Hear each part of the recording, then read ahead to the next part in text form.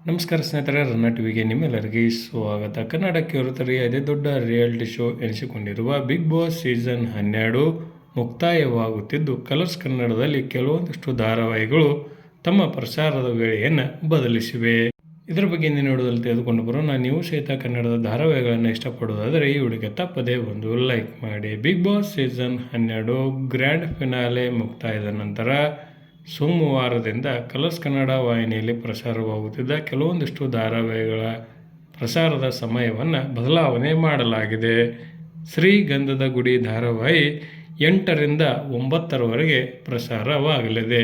1 ಗಂಟೆಯ ಸಂಚಿಕೆ ಈ ಧಾರಾವಾಹಿಯು ಪ್ರಸಾರವಾಗಲಿವೆ. ಅದೇ ರೀತಿಯಾಗಿ ನಂದ ಗೋಕುಲ 9ರಿಂದ 9:45, ಅದೇ ರೀತಿಯಾಗಿ ಭಾರ್ಗವಿ LLB 9:45ರಿಂದ 10:30ರವರೆಗೆ ಪ್ರಸಾರವಾಗಲಿವೆ. 45 ನಿಮಿಷಗಳ ಕಾಲ ನಂದಗೋಕುಲ ಮತ್ತು ಭಾರ್ಗವಿ LLB ಧಾರಾವಾಹಿಗಳು ಪ್ರಸಾರವಾಗಲಿವೆ. ಶ್ರೀಗಂಧದ ಗುಡಿ 8ರಿಂದ 9 ಗಂಟೆಗೆ ಪ್ರಸಾರವಾಗಲಿದೆ.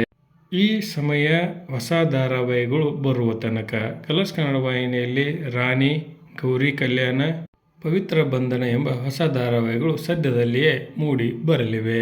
ಇದರ ಬಗ್ಗೆ ನಿಮ್ಮ ಅನಿಸಿಕೆ, ಅಭಿಪ್ರಾಯವನ್ನು ತಪ್ಪದೇ ಕಮೆಂಟ್ ಬಾಕ್ಸಲ್ಲಿ ತಿಳಿಸಿ. ಧನ್ಯವಾದಗಳು. ನಮಸ್ಕಾರ.